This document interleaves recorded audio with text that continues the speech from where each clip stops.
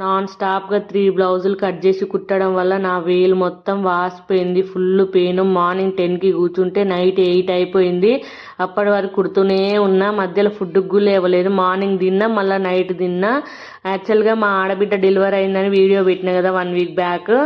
ఆమెకు ఒక శారీ పెడదామని చెప్పేసి శారీ తీసుకున్నా. చూడంగానే నచ్చిందని చెప్పేసి ఓపెన్ చేసి కూడా చూడలేదు.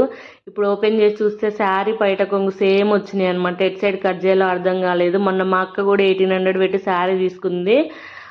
ఎట్ కట్ చేయాలో అర్థం కాక సేమ్ వచ్చినాయి అని చెప్పేసి బ్లౌజ్ కట్ చేయబోయి బయట కొంగు కట్ చేసింది.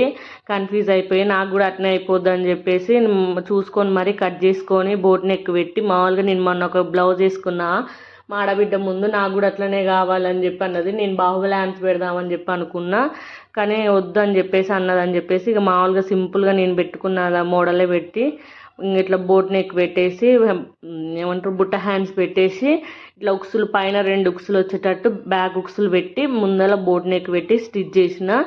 ఫుల్ ఆ రోజు ఫుల్ హెడేక్, ఫుల్ అసలు లేవలేకపోయినా, ఫుల్ బ్యాక్ పెయిన్